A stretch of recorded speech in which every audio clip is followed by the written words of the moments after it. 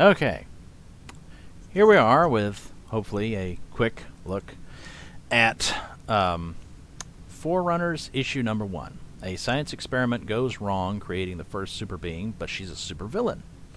By Ezekiel Buchanan. This is his first campaign. So far, they got 4 backers, $125 raised, which apparently includes shipping costs. 1% of an $8,000 fixed goal, 47 days left. It's a lot of time left, but that looks bad, honestly. In all honesty, that looks pretty bad. A lot of people in CG, they go for a much lower goal, like $500 or something, even though it would definitely cost more than that to do the project. But they do that because the algorithm helps you out with showing that, oh, look, it's 200% funded, it's 500% funded, it's 1,000% funded. It helps out. All right, let's get into this real quick. Welcome to Zion Comics.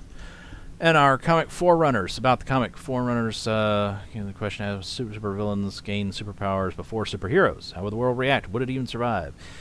First issue, a news reporter goes undercover a story science experiment editing DNA. During the experiment, test subject gains unexpected abilities, begins eliminating any witness to her transformation.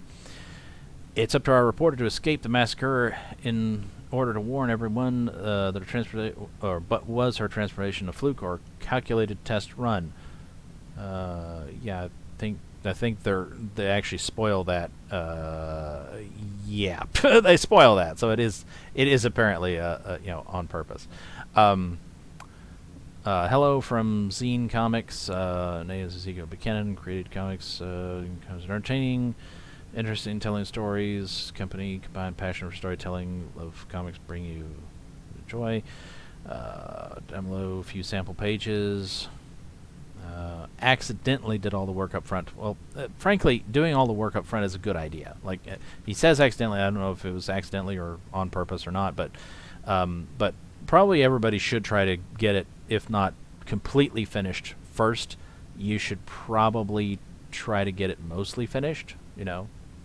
It's just a good idea. The book is done, finished. Once the book is fully backed, going to printing. No need to wait a year. That's a good selling point right there. I don't know art, but I know what I like, and I would say I like this. This looks quite good. I'm liking the art.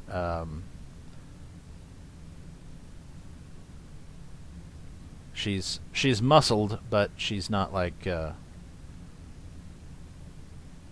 she's still obviously female. Let's put it that way.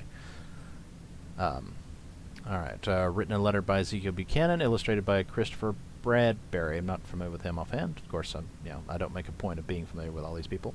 Coloring by Guillermo Suarez. About the company. Heard these values around ComicsGate a lot, but people have forgotten the core values that started this movement. Just wanted to let you know that I haven't. That's why this company was created. This is our company values. The customer is first and foremost. That's a good. You are the fans. It's up to you if the comic universe begins or not. That's why you are our priority. We wanted to create something you enjoy, want to keep participating in future campaigns. When we finish the first book, see, that makes it sound like it's on purpose, though. So, was it an accident or was it on purpose? I'm assuming it's on purpose.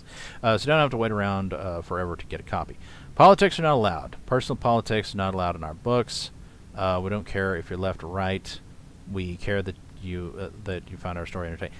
That's good, although I will make a quick note that when it comes to your personal politics, you probably are not going to succeed in keeping it. I mean, you may be able to succeed in keeping it from being blatant, like on purpose putting it in there, but your personal biases are going to seep into everything you do. They just are. So if you believe that climate change is a real problem, then you're probably going to wind up occasionally letting that slip into what you do. If you believe that minorities are oppressed, then you're probably going to accidentally mention that a couple of times. It's like things like that are just going to happen. It's unfortunate that it happens, but it happens. Frankly, I'd feel better if people occasionally accidentally mention some right-wing things, because mostly all you see is just left-wing horseshit. We bring the best quality. We know how frustrating it can be when you buy a comic that looks like someone slopped it out, just get it out on the stands, took our time, fully ready, sent to you. I will say that they showed the interior art. The interior art looks good. This is one problem with some books I've noticed, is that they'll have a really good like guest artist or whatever for the cover, and then the interior art is not really that great. And it's like that's not good. What we need and what you get, we're asking for $8,000. The reason is to pay the artist and pay for the printing costs. I understand. I still think it's a little bit of a steep ask. First time out. We are keeping our perks simple. I think you should always keep them simple. I'm not big on campaigns having so many fucking perks that you get confused trying to figure out what do I want? What do I what should I get? I don't know. If all goes well, then the next campaign will add more perks. I would caution against doing too much of that. Our perks include a bookmark and a poster by the great artist Preston Acevedo. I do know his name. He's fairly well known in CG. If we don't reach our goal, then the funds go back to you. Now that is a plus point there. Making a fixed goal does give people security and knowing that, okay, if it doesn't reach its funding goal, at least we get our money back automatically. Risks and challenges. The first campaign we've ever done, therefore we're going to learn as we go along. Given time, any obstacle put in front of us to overcome in order to get our content to you. Pardon me. One thing you don't have to worry about, a reader, is when the comic is ready for print. Our comic is primed, ready, only waiting for us to hit our goal before we send it to the printing process. I hope they hit their goal, but that looks like, even with 47 days or whatever left, it still looks like a steep climb when you only got 4 backers and $125. Otherwise, you can help if you aren't able to contribute. Post on social media, blah, blah, blah, blah. I may do that if I remember to. All right. One thing that probably a lot of campaigners will make note of here, mistake or whatever, is they don't have a featured campaign, or featured perk. Pardon me. They don't have a featured perk on this campaign, so probably should do that. Most people try to do it with not the most expensive tier, but the next most expensive tier. But usually that's because they have like original art tiers or something that are very expensive. So probably they should make the ultimate tier their feature. Let's just go through the tiers real quick. The first tier is digital only, $5. That is a pretty good price point, $5. I've seen it cheaper. I've occasionally seen it a little bit more, but $5 is pretty standard for digital editions on most campaigns that have them.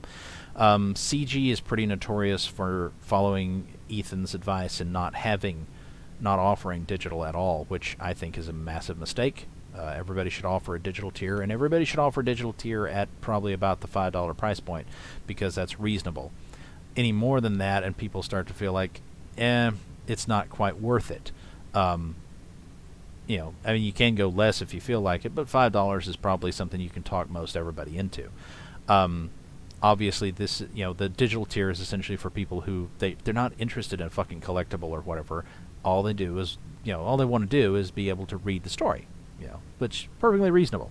And also, do not fucking follow Ethan's advice, which I believe he gave at least one time to somebody, and say, oh yeah, we have a digital tier, but it's $25, just like the print comic is $25. And also, you don't get the digital any other way than to just buy it on its own for 25 fucking bucks. It's like, that's fucking ridiculous. That's a way to guarantee nobody's interested in the digital. It's like, oh, we offer digital, but nobody bought it. It's like, I wonder why. Motherfucker.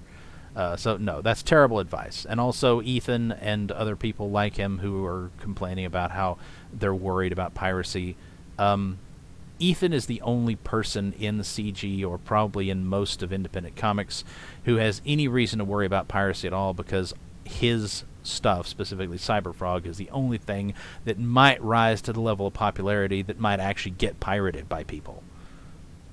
Like all these other campaigns, like this one, for instance, they don't have to worry about their shit ever turning up on Pirate Bay or something. It's not going to happen, because nobody's ever heard of it.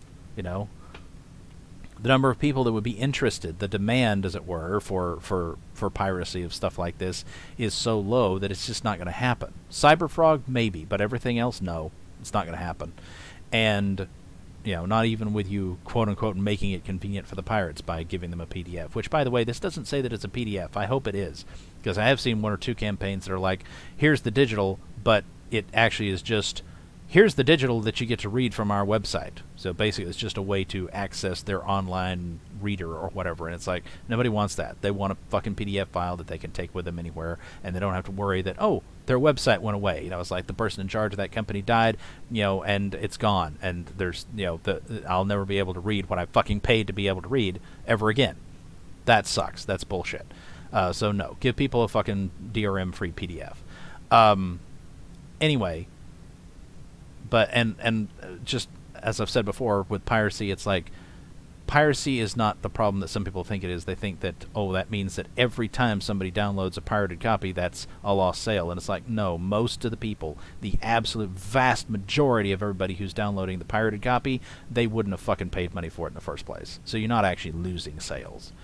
And, interesting thing, a lot of people will actually download pirated shit, and if it's really good, they may decide they want a better copy, a collector's copy or whatever, and they will actually buy the real deal. So, you know, it's not, you know, in some respects it's almost like free advertising to have your shit pirated.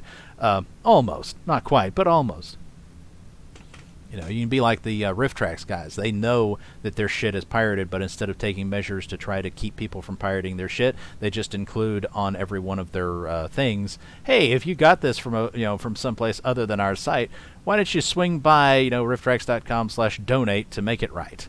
You know, they just ask you to donate. You know, they don't say you're evil. They don't say don't do it. They don't try to implement DRM to stop you. They just say, please donate. You know, if you've if you've gotten this someplace else, you know. And as far as I know, they're doing fairly well with their business. So I don't I don't think that they feel like they're really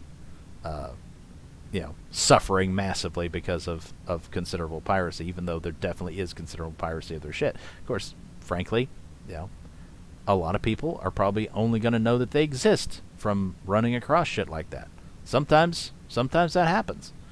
It is a form of advertising, after a fashion. All right, so we got that. This is another thing that I like to see on campaigns. This is physical, but it includes the digital.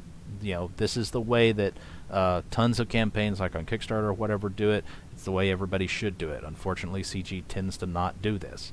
They tend to not have the digital at all, and if they do, they tend not to include the digital with the other tiers. But smart people, like John Delarose, understand that that is the way to do it, and they do include the digital with the other tiers. Anyway,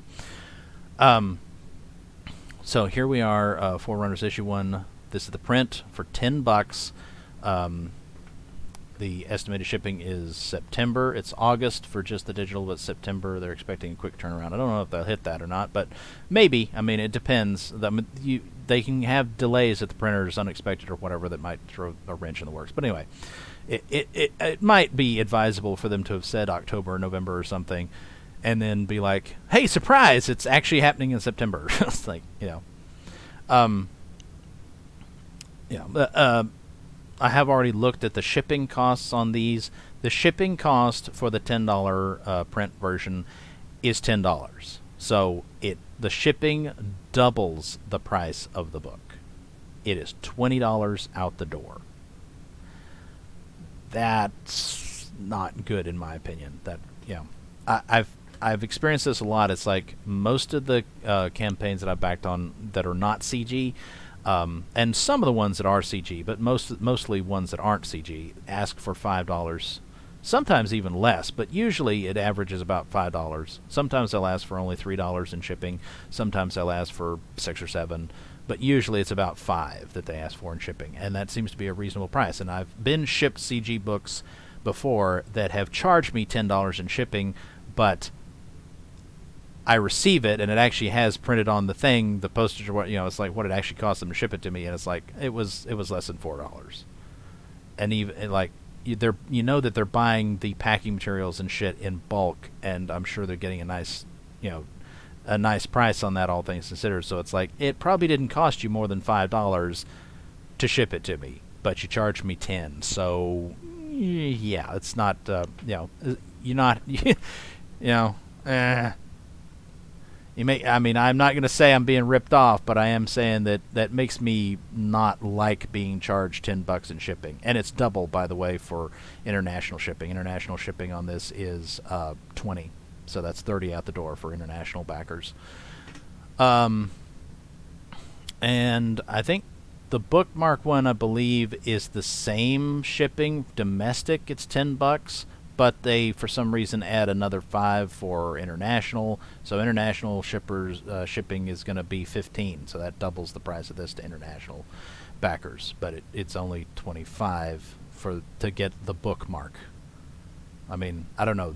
I don't know how much it costs to make a bookmark, but it seems like a bookmark doesn't seem like it'd be worth $5 extra. And if you're an international backer, definitely doesn't seem like it'd be worth $10 extra to get the fucking bookmark. I may not have actually looked at that one to see what the shipping was on that one, but the shipping on this one is $20 domestic. So there's a $15 tier that gets you the bookmark, and that's the only extra thing that comes. And then instead of the bookmark with 25, so that's 15. It's $15 additional to get the poster, which is an 11 by 17. Most campaigns that are doing posters seem to do 11 by 17. I would have thought that the purpose of that, it isn't always. I've certainly received small posters like that are rolled, but I would assume that part of the reason for doing that is so that you don't have to roll them, so that you maybe still fit them in a flat package of some kind. So that's $15 additional in order to get that. And here's the ultimate tier, which has both the poster and the bookmark, and obviously the print and digital of the book. Most popular so far. Two out of the 4 people have gone with this. And I might have, except for, again, the shipping. It's like, I mean, yeah, I understand, especially if it's rolled, then I understand that you can't offer like $5 in shipping for that. But if it was $35, it's like, I'd be on top of that probably. I'd be like, oh hell yeah, sure. And even if it was $10 in shipping domestic, I might still be kind of like, okay, maybe, but it's not. It's 20. It's $20 in shipping.